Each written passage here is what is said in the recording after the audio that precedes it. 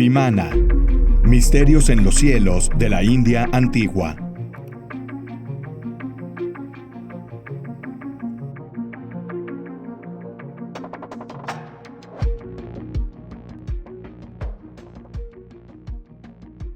Mi nombre es Enrico Baccarini y soy antropólogo cultural. Y durante muchos años, yo diría que casi 20 años, he estado estudiando el Oriente, especialmente la India, que por una razón u otra, siempre me ha fascinado. Sobre todo porque es una tierra que conocemos por su espiritualidad, por muchas tradiciones que han llegado a Occidente, que a menudo han sido modificadas o manipuladas respecto a sus orígenes. Pero hay tantos misterios históricos que preocupan especialmente a este subcontinente, y al buscar a lo largo de los años desde que era muy joven, no pude encontrar explicaciones para ellos. Así que con el tiempo, estudiando también a nivel universitario, fuera de la universidad, intenté investigar personalmente, estudiar los textos oficiales, estudiar las traducciones que se han elaborado durante más de 2 siglos, principalmente por los ingleses y los alemanes. Y he estado allí tantas veces como he podido, para intentar comprender con mis propios ojos, para experimentar personalmente cuál es el encanto, cuál es el misterio de estas tierras, y sobre todo, las muchas tradiciones que se han filtrado poco a poco hacia el occidente durante unos 15 o 20 años. Entonces es un viaje que he seguido por muchos años. Obviamente, es un viaje que nunca terminará porque incluso hoy descubrimos cosas sobre muchas civilizaciones en el planeta que no conocíamos hace 100 o 50 años. Se trata entonces de una comprensión y un redescubrimiento de lo que es nuestra historia, la historia de la humanidad, especialmente de tierras que están extremadamente alejadas. Me he centrado principalmente en la India, pero si miramos también a Japón, a China o Indonesia, realmente hay muchos territorios que aún tienen que revelar su historia.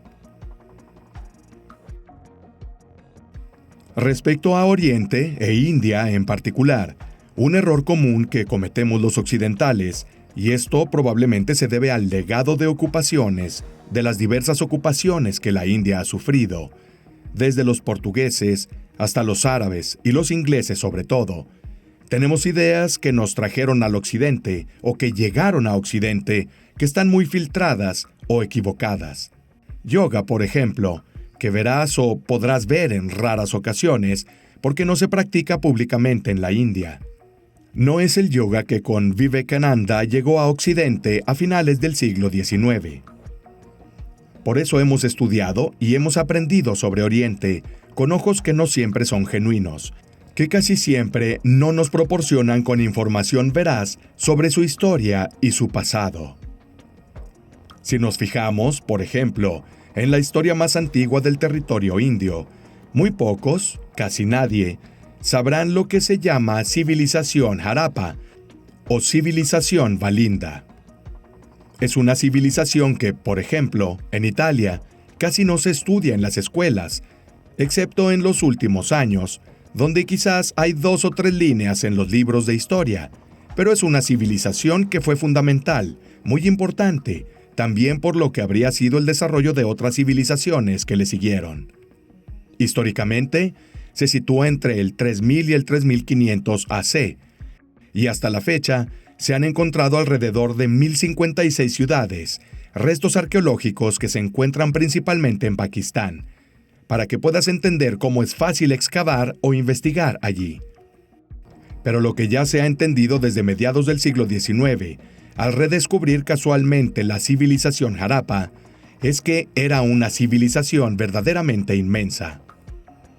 Se estima que los sumerios, alrededor del 2500 AC, eran una población de alrededor de 300,000 a 400,000 habitantes.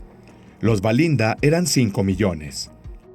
Se descubrió hace como 1 siglo y medio que eran navegantes muy hábiles, comerciantes muy hábiles y que crearon ciudades en tiempos ancestrales, como en Mohenjo-Daro, que en el 2500 AC tenía una población de unos 100,000 habitantes, comparable con la Ciudad de México o un Estambul de la actualidad, es decir, ciudades de más de 20 millones de habitantes. y tenía niveles de pericia realmente destacados. La pregunta que surge es, ¿de dónde vino esta civilización? Los arqueólogos aún no lo saben. Apareció prácticamente de la nada. Entre 4000 y 3500 AC tuvo su evolución, y luego entre aproximadamente 2000 y 1700 AC desaparecieron. No sabemos qué les pasó, al menos a nivel oficial. Hay algunas hipótesis, pero desapareció por completo. Y unos siglos más tarde, unos 400 o 500 años después, la verdadera historia de la India comenzará con la civilización védica.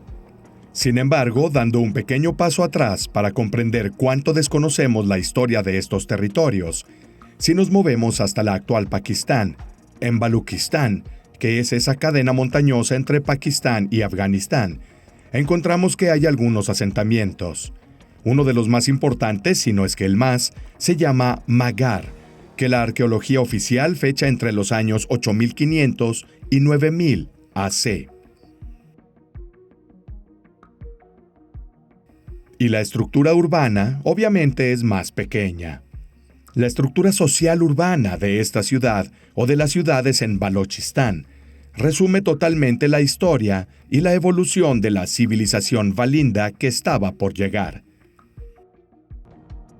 Esto nos hace entender cómo en esos territorios no solo hay mitos similares a los del occidente, como el del diluvio del Antiguo Testamento, también lo encontramos en esos territorios, sino también cómo existe una historia sin contar, una historia aún por descubrir, una historia que profundiza en épocas incluso más remotas que las que estudiamos y sobre las que aprendimos en la escuela.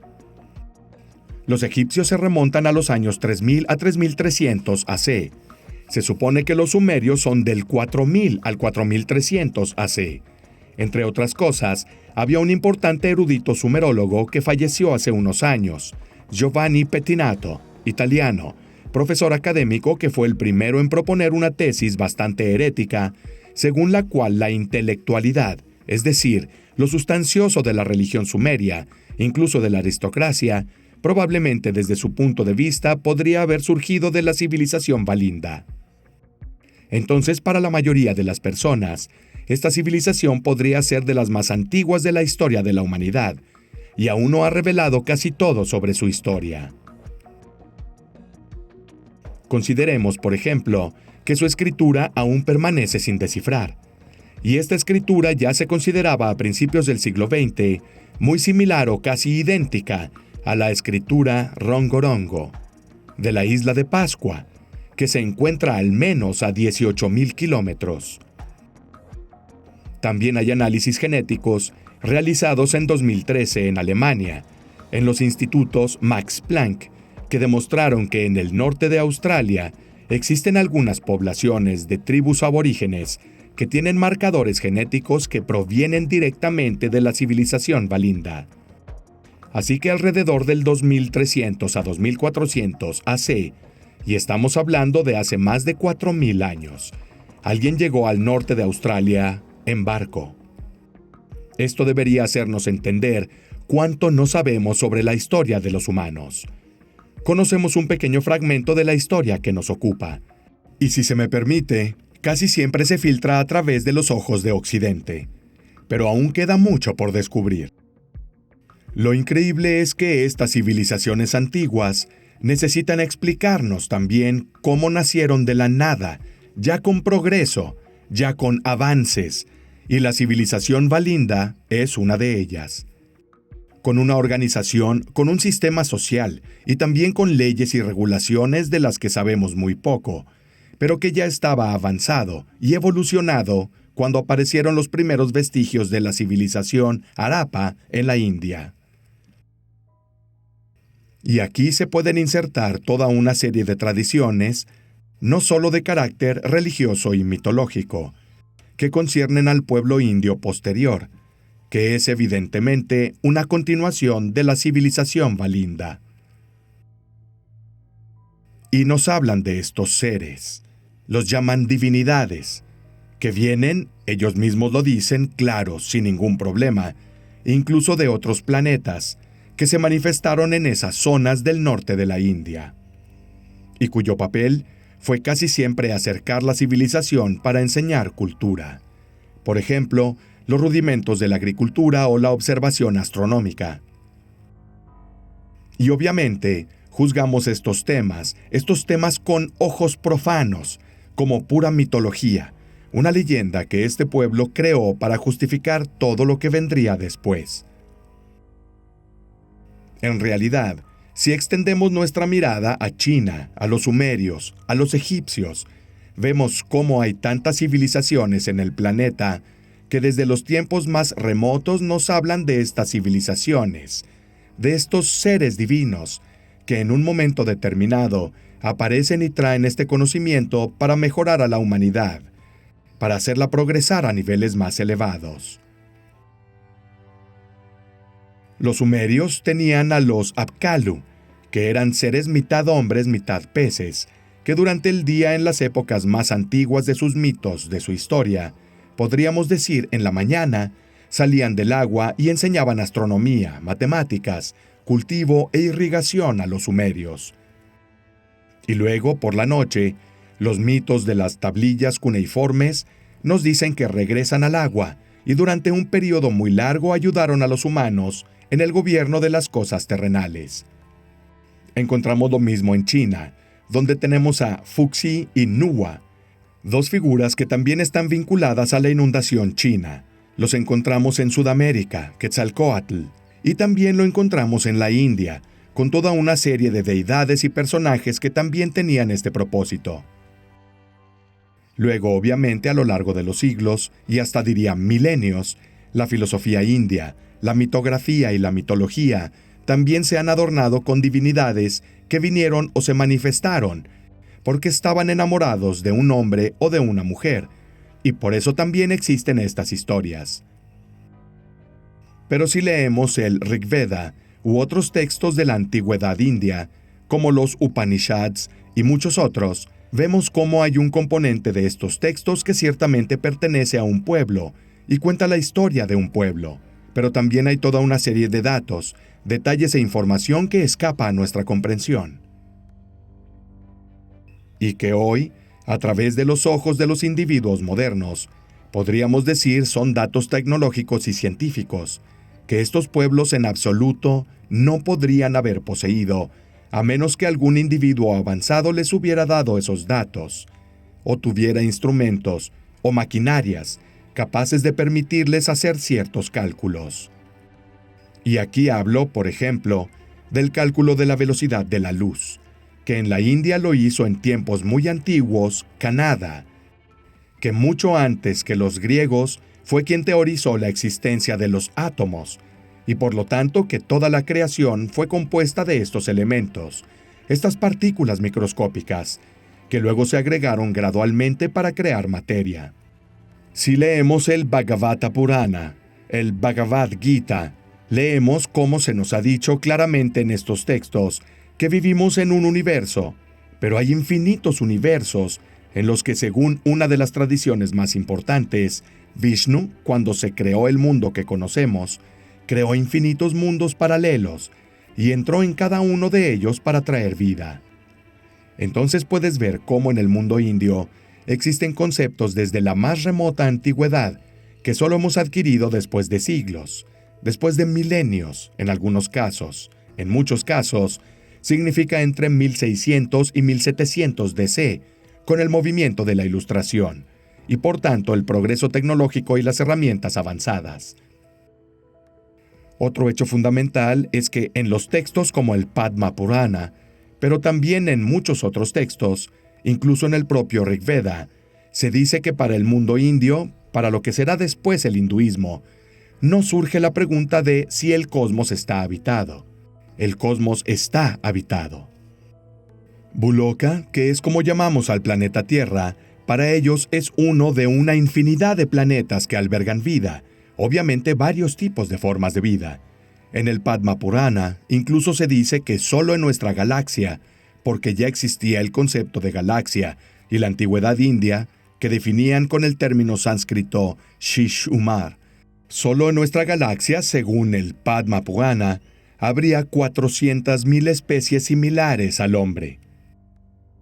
Quizás eran más altos, más bajos, su piel era azul o verde o de cualquier color. Pero ese concepto ya existía mucho antes que los griegos, quienes también plantearon la posibilidad de un cosmos habitado. Pero dando números, establecer que existen al menos 400.000 especies similares a la humana es algo increíble, ya que el Padma Purana fue puesto por escrito más o menos en el año 800 AC. En primer lugar, porque hoy en día es fácil decir estas cosas, parece casi banal.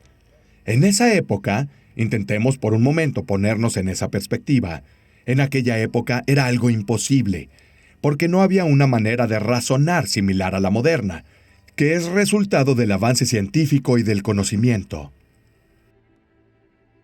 En ese momento, ya se pensaba que las luces del cielo eran estrellas, y que esas estrellas podían tener planetas cerca de ellas, metafóricamente, y que estos podían ser habitados, y que había otras formas de vida. Fue algo desconcertante en el mundo indio, que era el más antiguo. Pero este concepto existe, y lo encontramos en lo que luego serán los textos sagrados.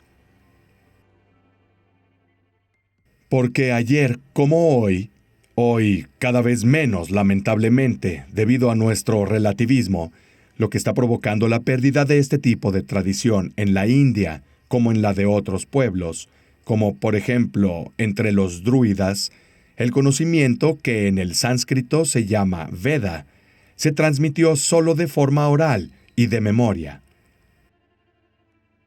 Así, de maestro a discípulo, el conocimiento se transmitió de maneras codificadas muy particulares, de modo que no fue posible ordenar los conceptos, el conocimiento como tal, y este conocimiento fue acarreado de maestro a discípulo, de boca a oreja, como siempre lo han hecho a lo largo de los siglos. Entonces, por toda una serie de razones, especialmente el nacimiento del budismo en los siglos V y VI AC, estos textos comenzaron a plasmarse por escrito. Pero también aquí, el mundo indio nos dice que este conocimiento es una herencia que poseen desde hace miles de años. Y ellos mismos dicen, por ejemplo, que el yoga tiene más de 6.000 años. Dicen que antes de esta civilización, en este mundo en el que vivimos, hubo al menos otras 4 civilizaciones que por una razón u otra han sido destruidas y que son los sobrevivientes de la última civilización, y que preservaron algo de este conocimiento, incorporándolo a lo que es la civilización actual. Y esto no es tan extraño, porque si tomas el Manusmriti, las leyes de Manu, que es uno de los textos donde se habla del diluvio indio, establece claramente cómo Manu, su Noé, tras una serie de acontecimientos construye un barco y salva determinadas figuras, que son los 7 hombres sabios, los Saptarishi, aquellos que deben preservar el conocimiento, y el hombre que también guarda las semillas, plantas, otros hombres y mujeres, y estas figuras se convertirán en las que tendrán que recrear la civilización cuando las aguas bajen. Y aquí también lo curioso es que el mundo indio, estos acontecimientos se sitúan precisamente en un determinado periodo histórico, que es aproximadamente nuestro 10.000 AC, que es un periodo histórico interesante, porque es en este periodo que, por ejemplo, Göbekli Tepe, en Turquía, se cubrió. Göbekli Tepe es el templo más antiguo de la humanidad, y la paleoclimatología, que es la ciencia oficial, nos dice que en este periodo histórico termina la última glaciación. Y sucede que la enorme masa de hielo, que estaba presente en buena parte del planeta, en el norte del planeta, y que en algunos casos era de 2 y hasta 3 kilómetros de espesor, se derritió. Y esta enorme cantidad de agua se vierte en los mares, elevando evidentemente el nivel del mar. Lo que provocó, por ejemplo, en la India, un aumento del nivel del mar de entre 120 y 140 metros. En otras zonas del planeta menos, entre 70, 90 o 100 metros. Pero por un lado, esto nos explica cuál podría ser la génesis de los distintos mitos sobre inundaciones que encontramos en todo el planeta, y hasta la fecha han sido más de 650. Por otro lado, sin embargo, puede justificar muchas tradiciones sobre una inundación, y también justificar la posibilidad de que una civilización previa a la nuestra, con conocimientos tecnológicos y una sabiduría que podría considerarse más avanzada de lo que hemos creído hasta ahora. Todo esto, sin embargo, no excluye a aquellos que sean otros textos que hablen de seres, de divinidades. Algunos de estos son Narada Muni, los Kumaras, que según las tradiciones indias, fueron seres que llegaron a nuestro planeta, Buloka, para traer enseñanzas que podrían ser más técnicas. Entonces, civilización en el sentido práctico, irrigación, construcción. En otros casos, enseñanzas más espirituales. Por tanto, conceptos encaminados a elevar a las personas que los recibieron. Y el mundo indio está lleno de estas figuras. Consideremos que las deidades indias se llaman devas, y deva en sánscrito significa literalmente ser iluminado, en el sentido de que un ser superior está iluminado no solo por la espiritualidad, sino también por el conocimiento, un ser superior que obviamente enseña a un ser que definiríamos como inferior, al pueblo de la antigua India, cuáles son los caminos correctos a seguir para evolucionar de una manera que no sea autodestructiva.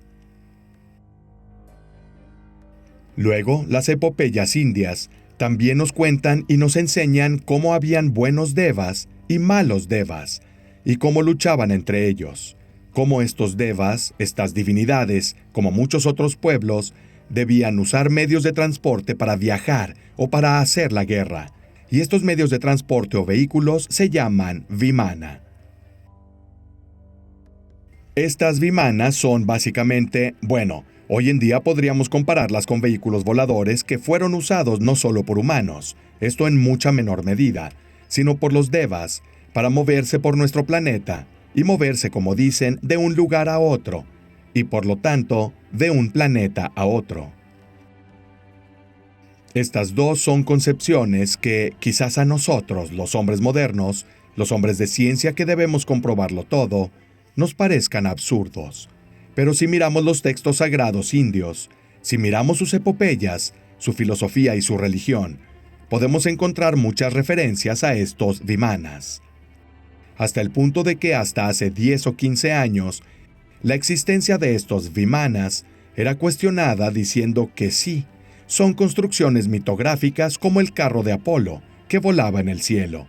Luego se redescubrió toda una serie de textos, donde se habla detalladamente de estos vimanas. Poseemos apenas el 5% del conocimiento del mundo indio traducido al inglés o al alemán. Así que este 95% que permanece en sánscrito, o como tradición oral, aún no plasmada en forma escrita, es un mundo, un universo que verdaderamente está por descubrirse. Sin embargo, algunos de estos textos son verdaderamente emblemáticos, porque algunos de ellos nos dicen, me viene a la mente el Samarangana Sutradhara. Algunos de sus nombres también son impronunciables. Se trata de un texto del año 1051 o 1052 DC, encargado por un Maharaja, es decir, por un gran gobernante Bhoja, quien, viendo cómo el conocimiento de su reino se perdía poco a poco, comenzó a enviar una serie de emisarios por todo su reino, para transcribir, para preservar este conocimiento. Y el resultado es un libro que aún hoy se puede encontrar, también traducido al inglés, el Samarangana Sutradhara. Y lo curioso es que se trata de un texto principalmente sobre arquitectura. Lo curioso de este texto es que relata en el capítulo 32, que tiene más de 140 páginas, cuenta cómo en los tiempos más antiguos de la India había aviones que volaban como pájaros, que se movían en el cielo, que también se trasladaban fuera de lo que es la atmósfera. Aquí se llama de otra manera, pero hay en este texto, como en otros de la antigua India, un concepto muy actual para nosotros, mucho más moderno, es decir, de una atmósfera que rodea nuestro planeta, varios niveles de atmósfera, y luego lo que definimos como espacio profundo. Entonces, en este texto, se habla de la atmósfera en el año 1051 DC, de aviones que también podían estar equipados con cierto tipo de armas para usarse en la batalla. Pero este capítulo del Samarangana Sutradhara especifica desde el principio que no toda la información se puede dar o proporcionar al lector, porque, digamos, parte de ella sería extremadamente peligrosa si cayera en las manos equivocadas. Podría, en manos de una persona malvada, generar muerte, destrucción y guerras. Por lo tanto, el autor que transcribe este conocimiento en el Samarangana Sutradhara, a partir de los conocimientos más importantes, brinda las partes más emblemáticas e interesantes del mismo. ¿Y luego qué pasa? Bueno, hace unos 15 años hubo una serie de profesores universitarios indios que se hicieron la pregunta en parte por diversión y en parte por curiosidad. Quisieron ver si parte de este conocimiento, que es muy técnico en este capítulo, es genuino, es veraz. Y uno de estos profesores, el profesor Sharon, quien entonces era profesor de nanotecnología en la Universidad de Bombay, luego se convirtió en director y luego se jubiló. Intentó reconstruir una de las máquinas descritas en el Samarangana Sutradhara. Pero también hay otros textos que hablan de forma técnica y precisa sobre las vimanas. Y así, usando herramientas de vanguardia para ese periodo, hace 15 años, siguió con precisión la descripción del libro, y con lo que se encontró una vez recreado el Chumbak Mani, que era, digamos, la máquina que había elegido para ver si era real o no, fue algo bastante desconcertante.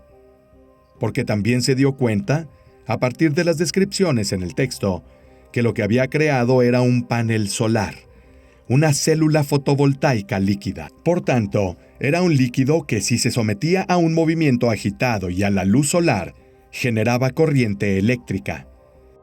Y esto en sí mismo, en un texto del año 1051 DC, es algo futurista. Basta pensar que los paneles solares líquidos hoy en día no existen, y los primeros fueron probados y construidos en Japón entre 1971 y 1972. Tenemos entonces un texto de casi 1000 años de edad, que técnicamente muestra un procedimiento para construir algo que quizás hoy apenas podríamos recrear. Esto para mí, obviamente, en mi opinión, es una prueba sólida de que esta cultura, este pueblo, esta realidad que quizás conocemos más a nivel espiritual, tuvo y posee toda una serie de conocimientos verdaderamente vanguardistas. Otros ejemplos de materiales basados o recreados a partir de estos textos son, por ejemplo, los que hoy definiríamos como materiales furtivos, por tanto capaces de ser invisibles a los radares, materiales muy ligeros y muy resistentes. Hay muchos textos. Uno de los más famosos es el que se conoce con el nombre de Vimanika Shastra. El Vimanika Shastra ha sido cuestionado más o menos desde que fue escrito, pero especialmente en los últimos 20 años, porque siempre se ha dicho que Subbaraya Sastri, el brahman, el pandit que lo popularizó, era un estafador o un personaje que quería ganar dinero. De hecho, murió muy pobre. En realidad, fue el último de una cadena iniciática, y hay evidencia histórica que así lo demuestra en una serie de conocimientos que dictó a su hijo adoptivo, que también fue su discípulo, y que su hijo transcribió en 24 cuadernos, que todavía existen hoy en Baroda, en el sur de la India. El Vimanika Shastra no es un texto canalizado como siempre se ha oído y escrito, sino que es un texto que forma parte de una cadena iniciática de conocimientos transmitidos de boca a oído. Y también el Vimanika Shastra es un texto del que se han extraído tecnologías y todo lo que se ha recreado en los últimos 10 años.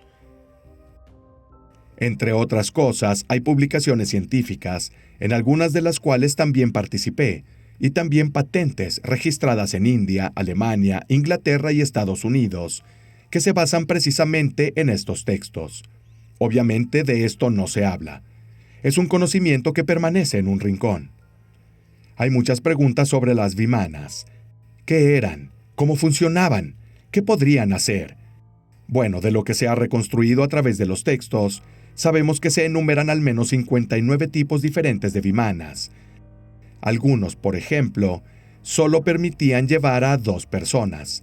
Y una historia, una leyenda emblemática, es la de los hermanos Marudu, que son 2 hermanos gemelos que salvaron a un individuo que estaba a punto de ahogarse en el mar. Toman su vimana, su pequeña vimana, en la que solo cabían 2 personas. Llegan al medio del océano, salvan a esta persona colocándola lo mejor posible en su vimana, y luego regresan a casa, salvando así la vida de esta persona. También hay otros vimanas, como el que usa Rama en ese Ramayana al final del poema épico, que se lo permite, y aquí se les llama palacios voladores. Le permiten a Rama llevar a todo su ejército, por lo que se estima que son al menos unos cientos de individuos, y puede ser que más. La descripción dada, como se puede ver, es la de una variedad muy amplia. Al menos 59 tipos diferentes de vimana, que según la tradición india, existió en tiempos muy antiguos. En tiempos muy antiguos nos referimos a antes de la historia tal como la conocemos hoy, porque los propios indios nos cuentan que estos aviones dejaron de volar más o menos entre el 3000 y el 4000 AC. Pero todo lo que se cuenta en el Ramayana y en el Mahabharata son acontecimientos mucho más antiguos que pueden fecharse hacia el 10.000 AC e incluso antes de eso. Y es interesante ver cómo se han hecho intentos de recrear estas tecnologías. En muchos casos, exitosos. Evidentemente, muchas veces la información es parcial.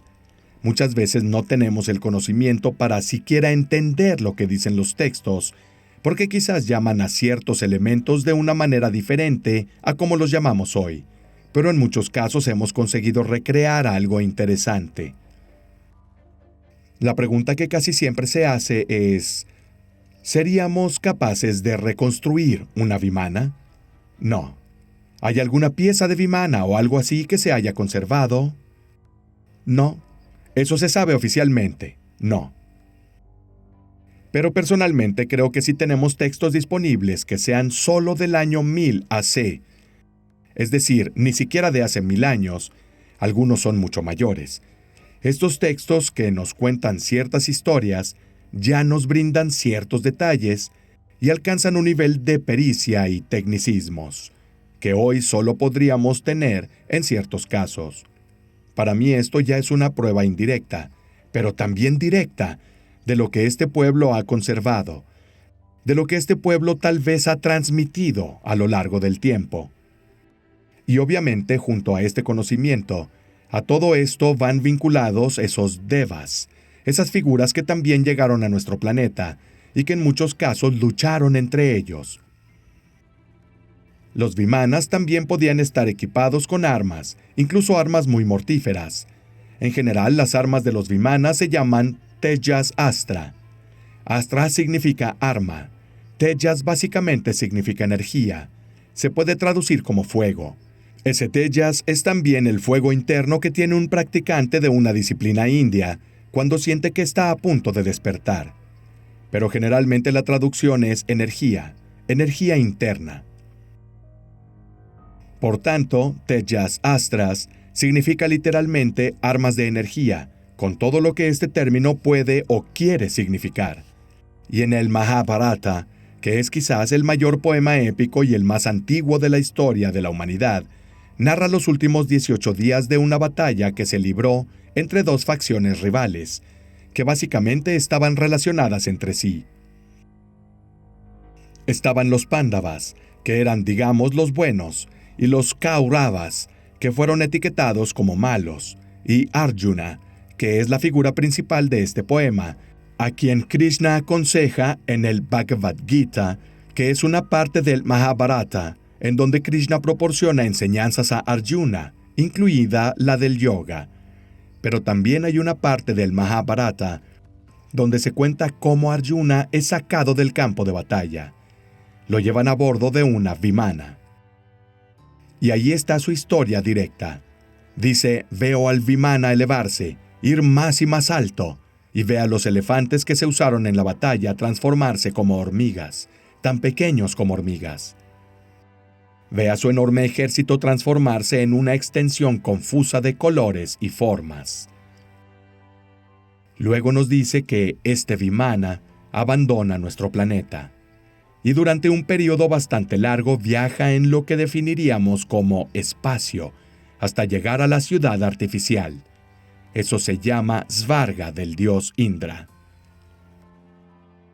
Llega dentro de él, pero antes de entrar con el Vimana que lo llevó al interior del Indraloka, la ciudad voladora de Indra, eso nos dice el Mahabharata, y se puede confirmar tomando cualquier versión del mismo italiano o inglés. Arjuna cuenta cómo ve decenas de miles de Vimanas entrando y saliendo de Indraloka o estacionados en sus proximidades. Así que aquí también parece que estamos leyendo una novela de ciencia ficción o viendo una película de ciencia ficción, pero es un texto extremadamente antiguo, el muy antiguo Mahabharata, de al menos el siglo III o IV AC, pero se trataba de una tradición oral previa.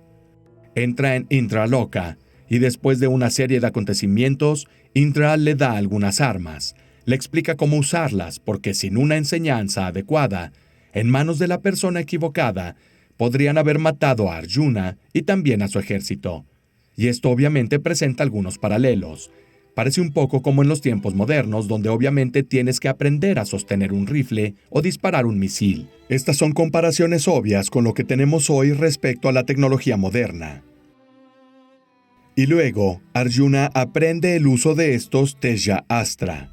Vuelve atrás y al usarlos en la batalla finalmente ganará la guerra. Son tradiciones, son historias que, al menos personalmente, pero no solo para mí, difieren totalmente de la historia del caballo de Troya u otros mitos nórdicos, donde también hay elementos muy interesantes. Pero aquí hay un componente tecnológico, diría yo, y asumo toda la responsabilidad por ello, un componente que hoy podemos leer correcta o incorrectamente como un componente detrás del cual existía un procedimiento, una tecnología o una ciencia. Pero en aquella época era imposible inventar algo así como si los antiguos romanos hubieran imaginado que habían creado el mito de lo que hoy es una tableta o un teléfono móvil. Es decir, si no lo has visto, si no sabes que puede existir o que podría existir, no puedes imaginar tal cosa. De modo que el mundo indio es muy rico en estos elementos. Obviamente son muy circunstanciales, pero hay tanta evidencia circunstancial, al menos para mí, que conduce a pruebas reales. Sin embargo, a nivel de dibujos o esculturas, incluso aquí tenemos muy pocos elementos. Los Vimanas están representados muy pocas veces. En los templos de aquella época, el Vimana se representaba como un templo volador o un carro volador. En el sur de la India, hay toda una serie de hermosos frescos en varias ciudades, incluyendo Puri, donde se pueden ver las Vimanas, que son como dos discos superpuestos, un poco como platillos voladores, como se llamaban en los años 40 y 50, con algunas esferas debajo. Y en este caso están estos frescos cerca de Puri, que datan de al menos los años 1400 a 1500 AC. Por tanto, aunque en una época muy cercana a la nuestra, de una forma totalmente imposible e incomprensible en esa época, en ese lugar, así como en cualquier otra parte del planeta. Otro dato interesante es que el Samarangana Sutradhara, este texto arquitectónico que habla de Vimana, nos dice que a nivel Vastu es arquitectura en India, evidentemente siempre hay un componente religioso y espiritual. Así que Vastu no es solo el arte de construir un templo, una casa o un palacio, sino que se hace un poco como, me viene a la mente, el Feng Shui. Se hace de acuerdo con ciertos estándares, proporciones, con una enseñanza detrás que tiene fuertes componentes espirituales. Pero el Samarangana Sutradhara y el Vastu en general nos cuentan cómo, especialmente en el sur de la India, la parte más alta del templo, que normalmente tiene aspecto de disco, parece un disco real. Esa parte a nivel arquitectónico se llama Vimana. es el término con el que se designa arquitectónicamente la última parte del templo, que es el punto que conecta la parte terrenal, el hombre que está en el templo, con la parte divina. Y esto nos hace comprender cómo ciertos conocimientos se han filtrado también en los campos más comunes, como la arquitectura y otras. Luego, obviamente, hay infinidad de leyendas sobre los vimanas, y también algo tecnológico, que, por ejemplo, luego se atribuyó a ciertas deidades, y este algo tecnológico, por ejemplo, la yeshiva, quien en ciertos casos para trasladarse a otro lugar o regresar a sus esferas celestes, usa lo que se llama el Jyotirlinga. El Jyotirlinga es una especie de cono de fuego, un cono de luz que envuelve Indra y se lo lleva, llevándolo más allá del plano humano, podríamos decir, usando términos más religiosos. Es obvio que esto, junto con muchos otros datos, ha sido leído por muchos estudiosos, por muchos investigadores desde una perspectiva más tecnológica, y hay muchos pequeños fragmentos que parecen crear un cuadro mucho más amplio, mucho más extenso y definido que nos dice que en la India antigua, así como en territorios en el lejano oriente, había conocimientos imposibles de obtener, excepto al plantear la hipótesis de que en cierto modo realmente era herencia de una civilización anterior. Pero en ciertos casos, ellos mismos nos dicen que fue un patrimonio de conocimiento y sabiduría cultural, que había sido donado por estas deidades a los diversos sadhu, a los distintos hombres sabios, quienes en la antigüedad habían tenido la suerte de conocerlos. Bueno, mi opinión es que hay una gran diferencia entre nosotros, precisamente porque estamos hablando de culturas lejanas. Esto no significa diferente.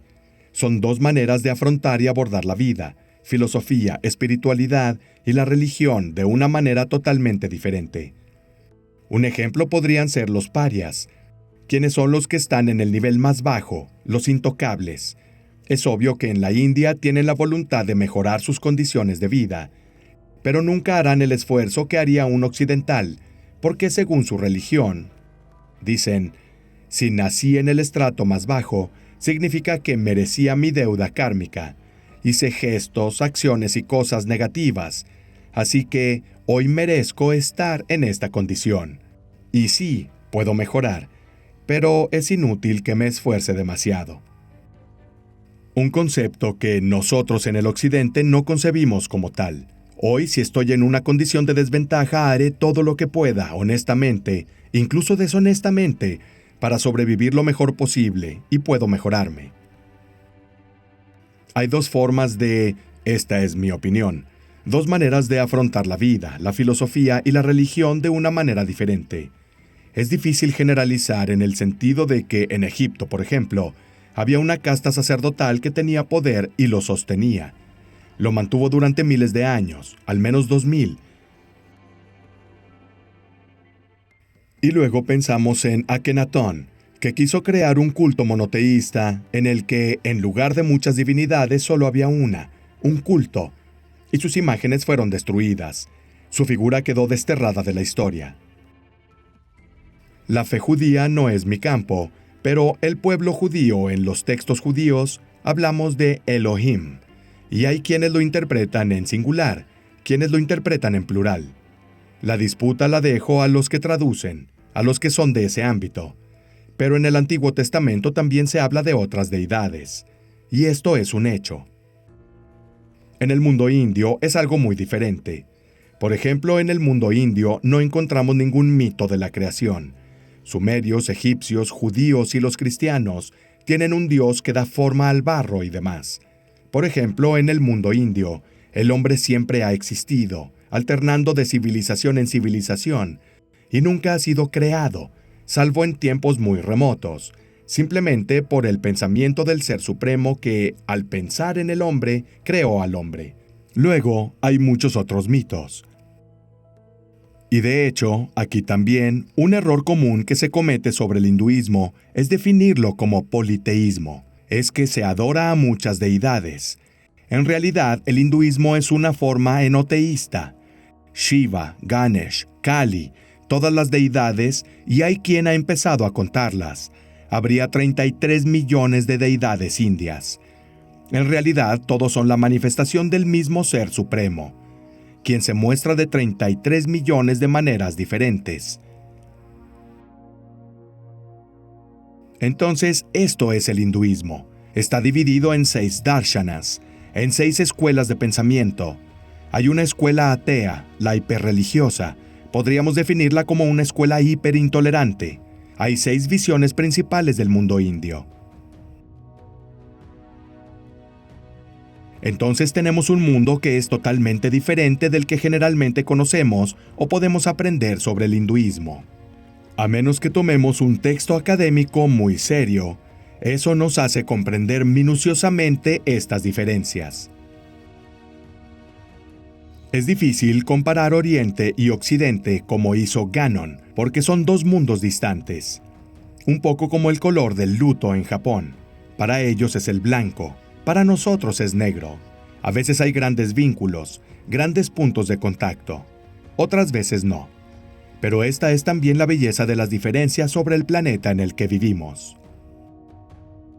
Otro texto sumamente interesante es el Surya Siddhanta. El Surya Siddhanta es considerado el texto astronómico más antiguo de la historia de la humanidad. Habría sido donado, la información contenida dictada por la Riya de Dios, y por lo tanto por el Dios Sol, a los antiguos sabios de la India. Y es increíble toda la serie de datos, elementos y conocimientos que encontramos en su interior. En primer lugar, por ejemplo, podemos encontrar una medición de la Tierra con un margen de error muy bajo, que se acerca a la medición que se realizaba a principios del siglo XX. Además, dentro de él, se habla de la Tierra, Buloka, como un planeta esférico, y del universo, nuestra galaxia. Y aquí está precisamente el concepto de muchos miles de Shishuma, muchas galaxias, miles de galaxias que forman un universo extremadamente grande, casi imposible de imaginar y comprender.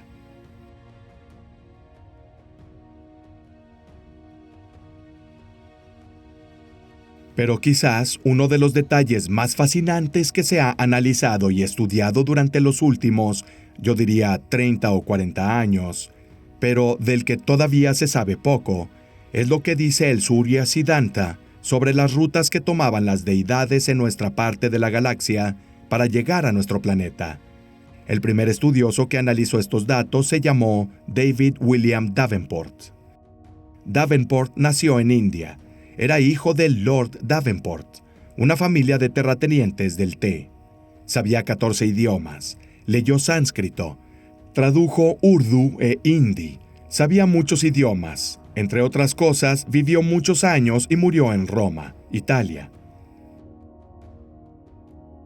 En los últimos años de su vida, falleció en 1984, había comenzado a estudiar el Surya Siddhanta con gran profundidad.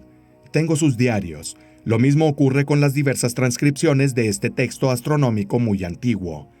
Y se había dado cuenta de que más allá de las antologías estilísticas, incluidas las poéticas y religiosas, decía claramente que una divinidad y no otra, para llegar a nuestro planeta, necesitaba ante todo un vimana y por tanto un medio de transporte. Y esto nos hace comprender cuán concretas podían ser estas cifras, y luego que este vehículo debía realizar largos recorridos. Tuvo que recorrer largas rutas a través de la galaxia para luego llegar a nuestro planeta. Y el Surya Siddhanta, por ejemplo, enumera toda una serie de sistemas estelares, usando por tanto un concepto muy moderno, donde existían planetas habitables junto a los distintos soles. Y una gran concentración de estos eran buena parte de las diversas deidades que sabemos que en la India habrían venido. Por ejemplo, se pueden encontrar en la zona llamada Mrigashirsha, que es la cabeza del antílope. Es un término sánscrito que significa cabeza de antílope.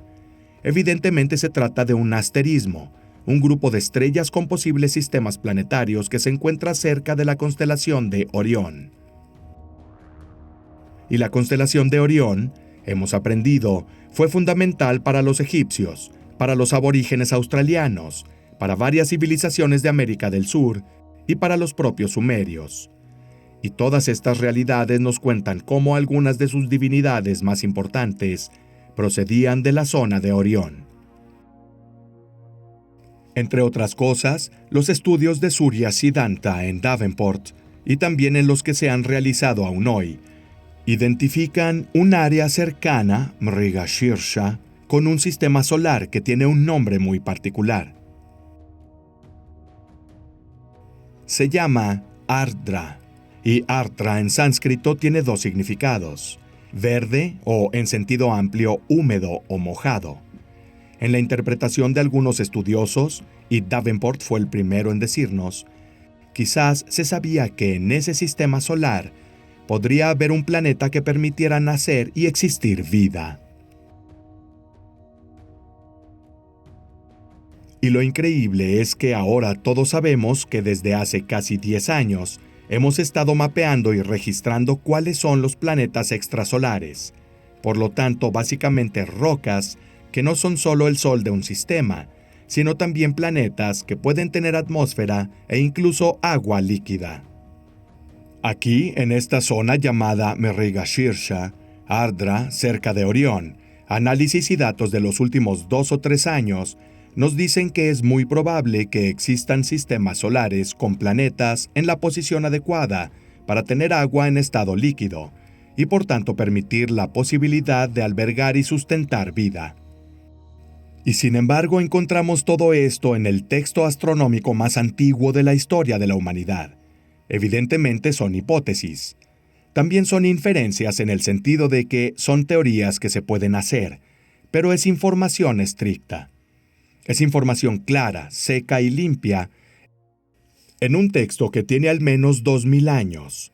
Entonces nos preguntamos, ¿cómo tenían toda esta información en tiempos tan antiguos? Luego está el dato curioso de que estas divinidades deberían viajar por estas rutas en una parte de nuestra galaxia y llegar hasta aquí. Se indican varios sistemas estelares donde habría planetas habitables.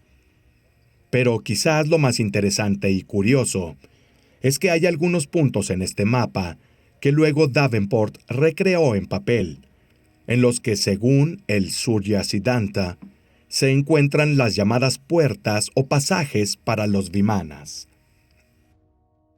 ¿Qué significa el Surya Siddhanta? Nos dice que un vimana que viajaba desde las zonas más remotas y se acercaba a Bhuloka, acercarse a la Tierra o a otras zonas que fueran de su interés, podría en ciertos casos atravesar estas puertas, estos pasajes como se llaman, y se encontraría realizando un viaje largo en poco tiempo.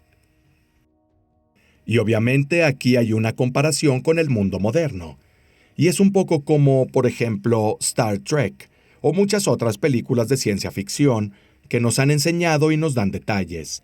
El Warp Drive, la distorsión del espacio-tiempo que sabemos que es posible a nivel teórico. Es decir, hoy, en 2024, sabemos que este tipo de tecnología será posible desde un punto de vista teórico, incluso práctico en el futuro, cuando tengamos la tecnología. Pero hoy no somos capaces de crearlo. Y no es más que una extensión de la relatividad de Einstein. Por tanto, la ciencia nos lo confirma, la teoría lo confirma. Este dato, que creo que es único en la historia de la civilización y de la cultura humana, lo encontramos en el texto astronómico más antiguo de la historia, donde son precisamente estos vimana, con las distintas divinidades o devas a bordo, quienes para acelerar su viaje entraron en un punto y salían por otro, cubriendo distancias enormemente largas. Esto evidentemente nos hace comprender hasta qué punto también aquí, en este texto, hay un fragmento escondido, un grano de arena, de un vasto territorio que aún debemos comprender. Comprender, conocer y estudiar. Pero para mí también es una prueba de que no se trata de simples mitos, leyendas o creaciones de un poeta de la antigüedad, sino que detrás de muchos de estos textos, de estas tradiciones, hay un trasfondo mucho más terrenal y concreto.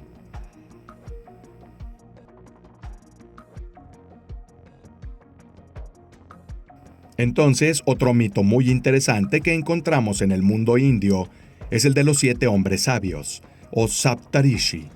Estos 7 hombres sabios son básicamente los que civilizaron al pueblo indio.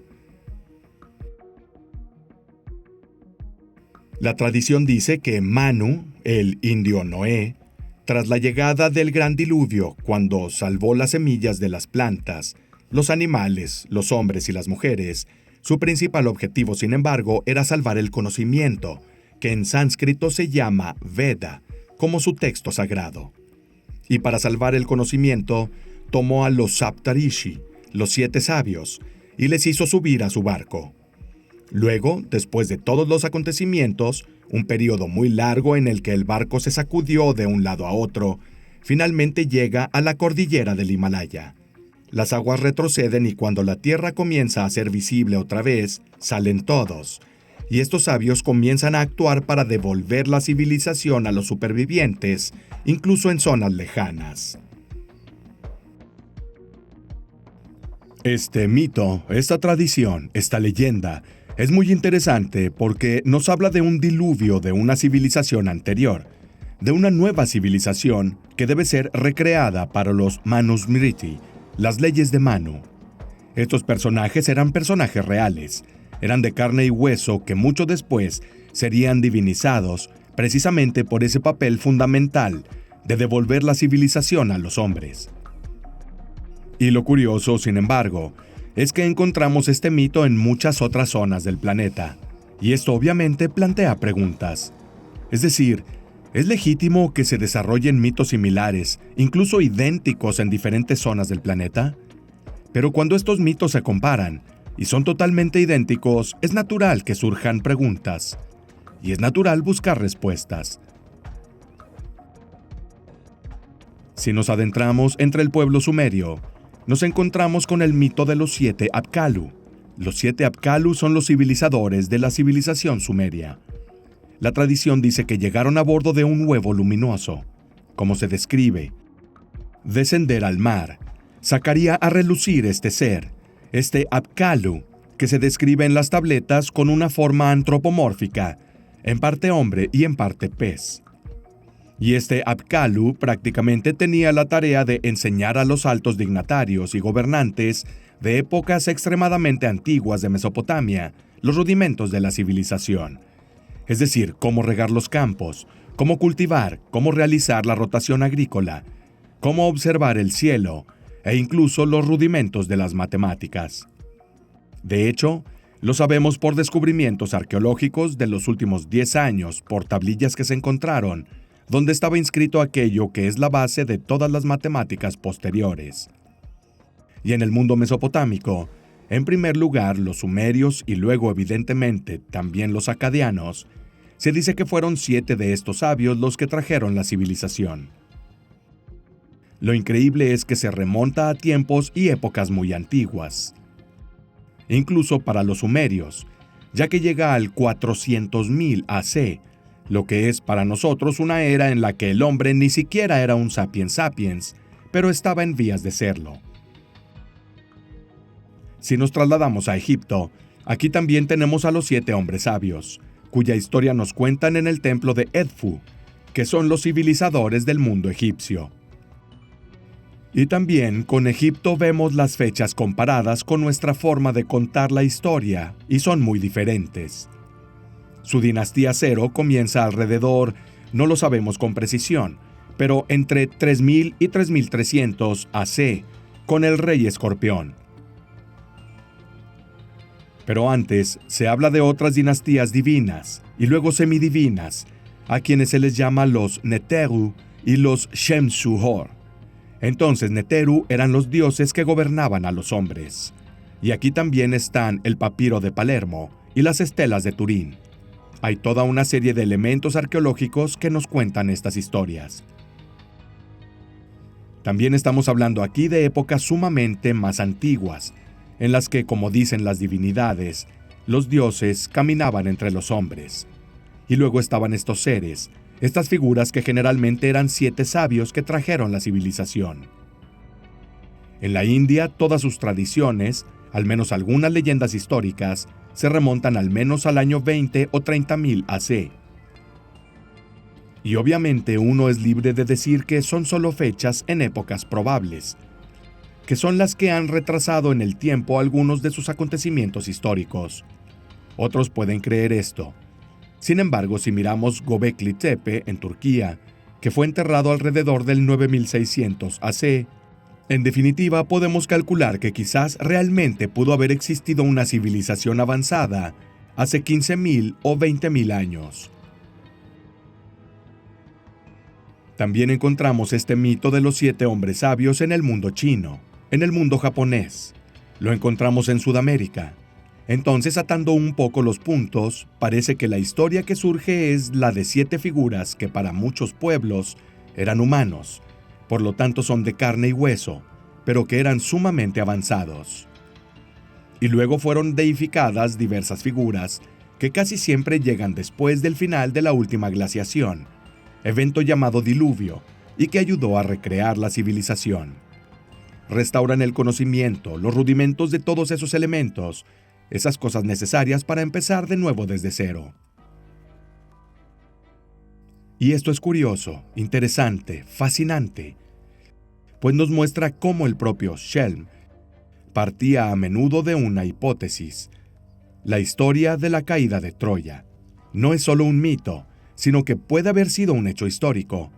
Partió de esta hipótesis de trabajo que al principio fracasó. Luego encontró en la colina Hisarlik la antigua ciudad de Troya, como se cuenta en los poemas homéricos.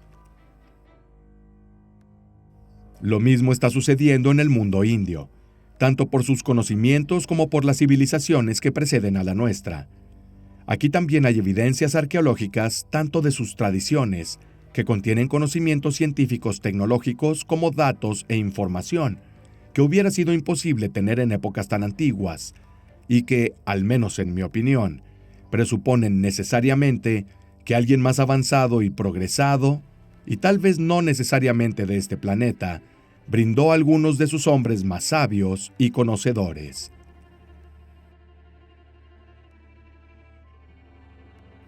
El concepto de bien y de mal es un concepto relativo. Los devas actuales en el hinduismo se dividen entre devas y asuras. Los devas son básicamente los seres buenos, y los asuras son los malos, los demonios.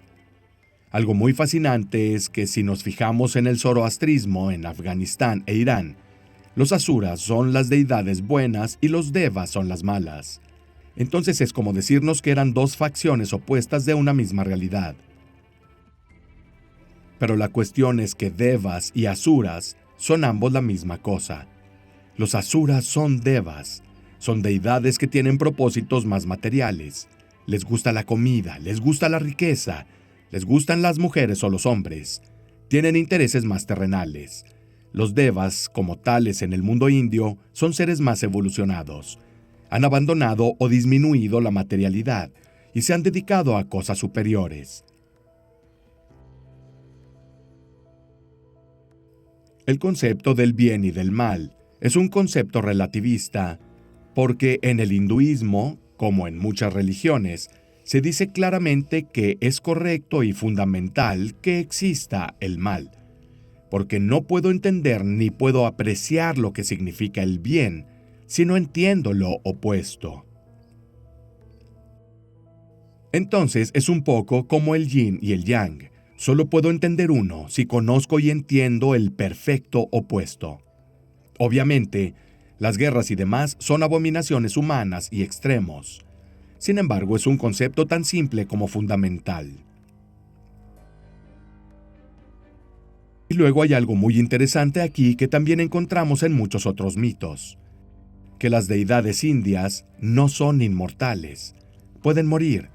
Krishna, al final del Mahabharata, muere porque es alcanzado por una flecha en el talón, y termina el Yuga, la era india anterior, y comienza el Kali Yuga, que es la era actual según el calendario indio. Su muerte se produjo en el año 3102 AC, es decir, hace más de 5000 años según los textos indios. Y el Kali Yuga durará 432.000 años. Así que un apocalipsis como el de 2012 en el mundo indio estaba fuera de lugar. Sin embargo, toda deidad india puede morir. Son seres que siempre se describen como de carne y hueso, y que pueden ser asesinados. Los asuras o devas pueden morir. Simplemente tienen una vida extremadamente larga que según nuestros esquemas y nuestra forma de medir el tiempo. Y esto también fue gracias al uso de ciertas sustancias, que son amrita o soma, que son las bebidas divinas que también encontramos en muchas otras culturas, que permiten prolongar la vida durante un periodo de tiempo muy largo.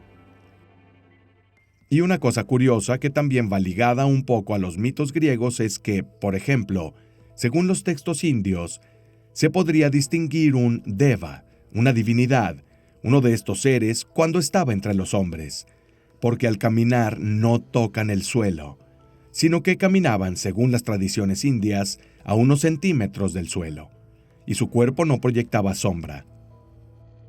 Y este es otro hecho que encontramos en muchas tradiciones, en muchas civilizaciones, en muchas escuelas de pensamiento religiosas que nacieron después. Pero aquí también hay datos particulares tan curiosos, incluso anómalos en su simplicidad, que nos pueden dejar pensando que tal vez haya algo cierto detrás de sus leyendas y su historia.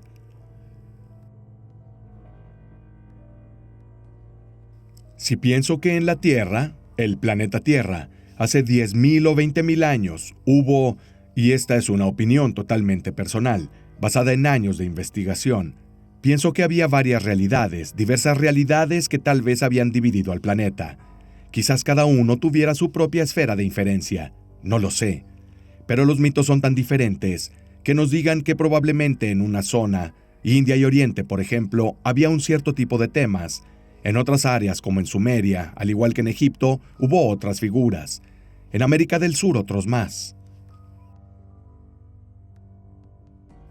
También es peligroso para mí hablar de una religión madre o de una civilización madre.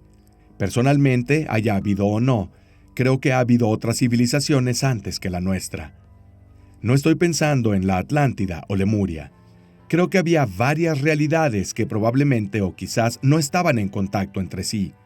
Probablemente pelearon entre ellas, no podemos saber eso. Pero una entidad monolítica sobre todo el planeta, bueno, eso no. Mi opinión sobre hacia dónde nos puede llevar este conocimiento es a readquirir algo que no es nuestro, porque estamos hablando de Oriente. Por tanto, estamos hablando de realidades y civilizaciones muy alejadas de la nuestra. Sin embargo, creo que si llevamos a cabo la investigación de forma seria y correcta, podríamos descubrir una parte realmente importante de la historia de nuestro planeta, que tal vez podría ayudarnos a comprender parte de nuestros orígenes y también podría ser útil, hoy más que nunca, para mejorarnos como personas. Porque, como en Occidente, en Oriente el Mahabharata, el Ramayana y muchos otros poemas nos hablan de guerras, pero los poemas épicos, también como el Mahabharata, tienen el Evangelio del Oriente, el Bhagavad Gita, es decir, nos enseñan lo equivocado que es cierto tipo de actitud, cómo cierto tipo de camino de vida hace que nuestra civilización siempre tenga prisa, siempre busque dinero, porque el progreso de la tecnología está perdiendo muchas piezas. Y el Bhagavad Gita, que inicialmente no era parte del Mahabharata, sino que fue insertado más o menos en el siglo III AC, es claramente un punto de quiebre porque brinda toda una serie de enseñanzas religiosas y espirituales que son fundamentales para el Arjuna y fundamentales para cualquiera que durante los siglos y los milenios haya entendido la lección. ¿A dónde vamos? ¿A dónde nos llevará todo esto? Bueno, personalmente creo que volviendo a un Oriente auténtico, no el que hoy nos venden en Occidente, con gurús que reúnen a miles de personas en estadios deportivos, sino simplemente recuperándonos, también leyendo los textos sagrados indios. Hay que gastar unos cuantos euros para comprar sus textos más antiguos, que se pueden encontrar en muchos idiomas. Recuperar esa visión, esa concepción, ese camino de vida puede ser de ayuda. Es obvio que habrá quienes querrán abrazarlo totalmente y querrán lanzarse de cabeza a ese tipo de visión. Vivimos en un mundo occidental. Estamos rodeados de muchas cosas que no son orientales, que nos frenan, incluso hacia un enfoque de este tipo, para el cual creo que es el equilibrio adecuado entre ese conocimiento, que en muchos aspectos también es similar a filosofías cercanas a nosotros. Sin embargo, quizás para mí tienen una ventaja en ciertos aspectos, que nos llevan a indagar aún más profundamente en lo que somos o lo que nos gustaría ser. Por lo tanto, redescubrir la India y el Este en general, con una perspectiva libre de fanatismo faccioso, puede permitirnos convertirnos y ser mejores personas, mejores espíritus en el mundo de hoy. Y luego, si existe karma, obviamente para quien cree en él, reencarnar, y por tanto llevar, como nos dicen, nuestro ciclo de vida hacia el final, hacia moksha, por tanto hacia el retorno a la fuente original.